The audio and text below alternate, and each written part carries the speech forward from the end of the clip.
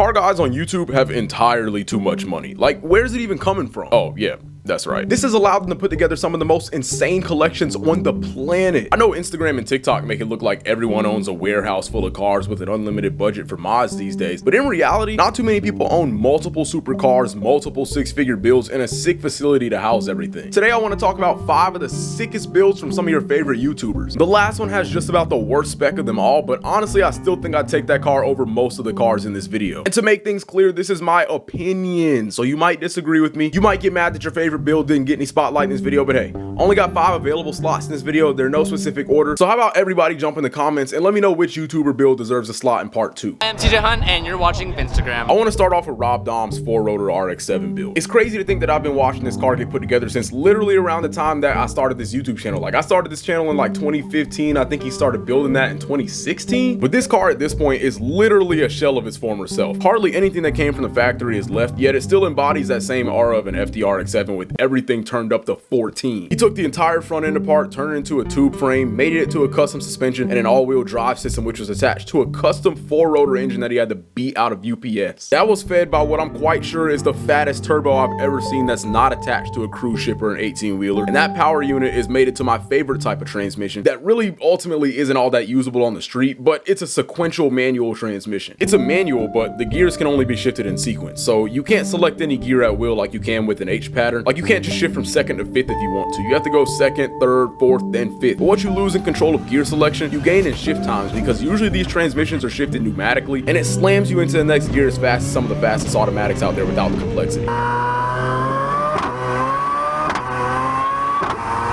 Anyways, this drivetrain is good for up to 1,000 horsepower when it runs correctly. Hardly any of the body panels are OEM anymore. It's running custom wide body fenders with the exhaust dumping out the side, and I think that's just such a clean way to do it. It's running custom HRE wheels, and that wheel style just fits the car so well. It looks so clean. I've watched just about every video having to do with this car, and the depths that Rob and his people have gone to make sure that every single detail about this car is looked after and shaken down is absolutely insane. This at one time was the most, not one of the most, the most anticipated build on YouTube. I really like the standard that was set by this build too. In a world where YouTubers finish entire 6-figure builds in only a few months, Rob really set a realistic standard as for how long a custom build like this takes, especially when a lot of what he was doing had never been done before. And that's part of why this build was so groundbreaking. Nobody else had an all-wheel drive 4-rotor RX-7. There were no forums filled with advice, there were no professional mechanics offering all kinds of documentation, and there certainly wasn't a kit available to put all this together. And it took him what I believe was most of a decade. Usually when somebody has such ambitions for a car project, even with all the money in the world, it can take this long. Another one-off build that was in the works around the same time as Rob's car was the Timeless Customs Vicious Mustang. It was built from the ground up off a Mustang body, given a full interior, was twin charged. It included a bunch of custom stuff that had never been done before, and even with a $1 million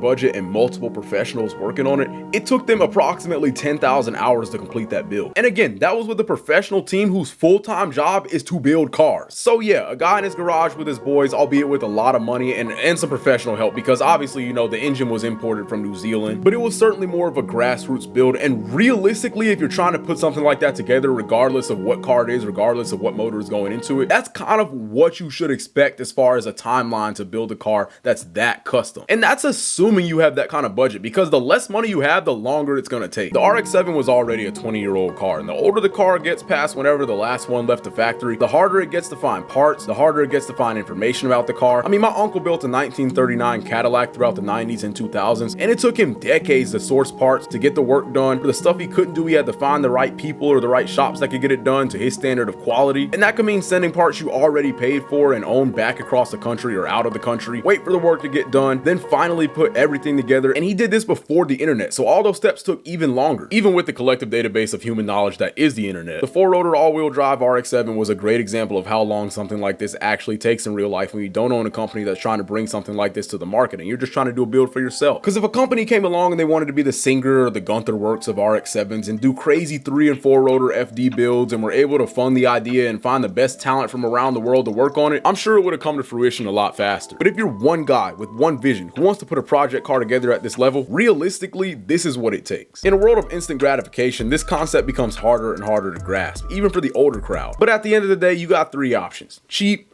fast, and good. and you can only choose 2. Rob only chose 1, and that one option was good because I'm quite sure it costed him multiple 6 figures and it took him forever. He could have had multiple supercars, but instead he chose to torture himself for the better half of a decade, and I'm glad he bore that pain so we could all witness the 4Runner finally running and driving. Next we got TJ Hunt's 458 challenge car. There are a lot of wide body or race car inspired Ferrari builds out there these days. I mean, we have the new DDE F12 that, to be honest, I haven't really been keeping up with as of late, but I remember when they first started building it and I knew it was going to be sick. Some of y'all may remember Danny P's 458 challenge build, the 458 Liberty Walk SEMA car, and many more. But I always looked at those cars and thought, I would have done this, that, and the third differently. I mean, that's cool and all. I mean, it's their build, and I personally don't think they're terrible to look at. But TJ Hunt's 458 Italia with his full challenge body conversion was done exactly how I would have done it. All OEM Ferrari race parts sourced from a team who happened to have leftovers. It was all plug and play, so some of it still required a good amount of custom work, but not a ton of custom work like his M4 GT3 build did. And this is still my favorite 458 build to this day. And to be honest with you, I'm more partial to the Spider, but when we're talking challenge builds, yeah, the coupe is valid. Very well put together car, very tasteful color, very tasteful wheels, pretty much an OEM plus build outside of the wheels, and it looks clean as hell. Actually, I found something I would have done differently. I would have hid the hardware on the rear fenders and molded them into the body, but even still, it's one of the cleanest builds ever done by a content creator, and I'm not just glazing because he did my YouTube intro. But honestly, I think I'd take something like this over an actual 458 challenge race car, because hear me out. Hear me out. Multiple content creators have made videos telling y'all how terrible real race cars are to drive on the street. And to even get a title and insurance on some of these cars is expensive at best, but sketchy and borderline illegal at the worst. I think race car aesthetics on an actual street car that's built for the street with maybe a stiffer suspension, some street tires, and a full interior is probably the best way to go about it. He also did that with the M4, but the reason I didn't really mess with the M4 as much is because look at the 458. Everything was so plug and play, they didn't need to do a bunch of custom stuff to put it together like they did on the M4. I think what really messed up the M4 for me was that they never quite got the fitment perfect. Like, don't get me wrong, I think it's sick and it's certainly a great proof of concept, but because of how the race car fenders fit on the street car, they could just never get the fitment right without ruining the ride quality or damaging the frame. So even though it's done, it still just looks kind of off to me. Hats off to them for doing the work. Again, that was literally a world's first as well. But I think because of the nature of the 458 parts and how similar that car is to the actual challenge car, it just resulted in a much cleaner looking build that looks race inspired, but certainly belongs on the street. This would not be a list of top YouTuber builds without Leroy. This was another build I've pretty much been watching since the beginning. It started out as a pretty normal C5 vet, then like everything else Cletus deals in, it had to be absolutely ridiculous, push an absolutely ridiculous amount of power, and basically became a go-kart with license plates and a V8. Why buy an Aerial Atom when you could just rip the body panels off a C5 vet? Not to mention it started making a ton of power early on with a built Texas Speed 427 hooked up to some fat precision turbos. I just remember watching videos of him driving this car down the street, and it was absolutely hilarious to see something like this on the road. As time went on, it made even more power and started breaking records. This car was the first manual Corvette in the 60s. It became the fastest stick shift vet multiple times. And more recently, my brother's been keeping up with this build more than I have. But apparently he put a body back on the car and now it's some sort of funny car? I'm quite sure Leroy with no body panels was too much fun. But when the car is pushing like 2,000 horsepower and you're actually hooking, you're pulling so hard that you get to a point when the only thing that's holding you back from going faster is your aero. The problem here is that Leroy has no aero. That's because it has no body. So the only solution is to give it a body so that even though it has a worse power to weight ratio, it can move through the air more efficiently and with the right gearing and a good driver mod can put down faster time. This is like how Bugattis are some of the heaviest supercars, certainly the heaviest hypercars out there, but they still make some of the fastest street cars in the world. And to make it even faster, they didn't drop weight, they added even more body panels with that extended Long Boy Super Sport Edition Chiron. So while I haven't really been keeping up with this build as much as I used to, I really do wish Cletus and Leroy many more records in the future. So I said Rob Dom's RX-7 was the most ambitious YouTuber build of all time because something like that had never been done before, and it required more time and resources than pretty much any other YouTube build at the time. But Tavarish's P1 build might top that when it's done, but it's not done. It doesn't drive and it barely runs. But you know what does run and drive, and honestly even with a rebuilt title, is one of the coolest McLarens out there? His 675 LT build. Not only did Tavarish and his boys rebuild this car pretty much from the ground up, actually worse than the ground up because this car was totaled and wrecked, like it was bad, but they put the body back together with better fitment tolerances than the factory. They made it faster than the factory, and they made it a better spec than most of the cars that came from the factory. And yes, I'm aware there are some pretty insane 675 LT specs out there, but that's something I'm willing to stand on. They even had a shop build the engine and had them give it stronger rods from the 720S. I'm a big fan of OEM Plus, and to have a built motor in a McLaren that's pretty much OEM Plus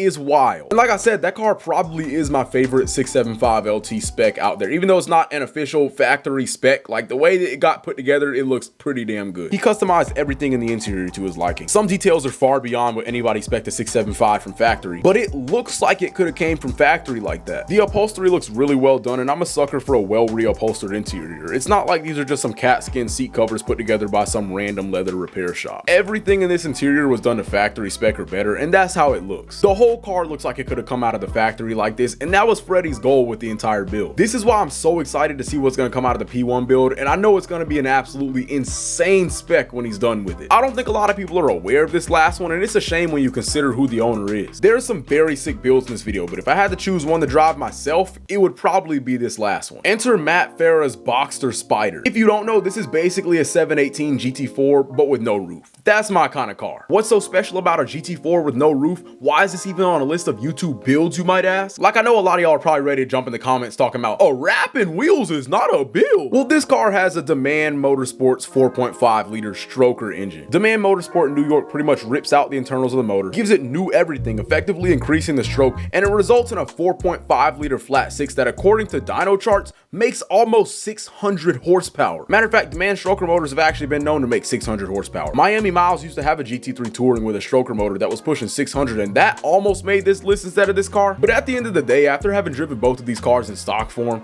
I feel like the mid-engine car just feels that much more tight, that much more well balanced. Like, if I could have multiple cars, okay, I'd probably end up getting the GT3 Touring over the Boxster Spider, or maybe a 911 Speedster with the Demand stroker. Oh my god. But if I could only own one sports car and it had to be a Porsche for less than 300 grand, it would probably be a Demand Boxster Spider. Anyways, the spec on this car is, it's a spec. Like, honestly, if I had to knock this car at all, it's on the spec. I don't feel like red interiors go well with red or red adjacent paints. It's just too much. It's like having a shade of red and then a slightly different shade of red instead of a nice contrast. So pink and red, yeah, it just doesn't do it for me. He did paint the calipers Carmine red instead of the original guards red to match the interior better, so at least it isn't 3 different shades of red or red adjacent colors, but I don't even think I've seen a car that frozen berry works on yet. I think this color actually debuted on the Taycan, and I actually used to work at a Porsche dealership when this color came out. I saw it on the Taycan when it first came out, and then I saw it on a 718 Boxster in an almost identical spec to this one. Gold wheels, red interior, frozen berry paint, and a red soft top. And I absolutely knew it was a woman that owned it too. I went inside to ask one of the salesmen, I'm like, yo, that's a woman that owns this car, isn't it? And she does this, that, and the third, doesn't she? I'm not gonna tell you what this, that, and the third is, but I just knew she did this, that, and the third. And one of the sales guys was like, yep, she does this, that, and the third. I knew who they brought this car to market for. I knew why it was in the standard range of colors for this car. I had her made. And I'm not so immature that I'm trying to say pink cars are for girls. I mean, I literally just did a photo shoot the other day with the 911 Carrera T, and that was painted in Ruby Star Neo, and that was owned by a guy. It even had paint matched interior trim, and I thought that was pretty sick. It's just this specific shade of pink, and the fact that it's paired with a red interior and gold wheels. And again, I'm not saying gold wheels are inherently ugly, I just don't think they look great with this color. And I'm not gonna lie, this was almost a 6 spec, like almost a 6 spec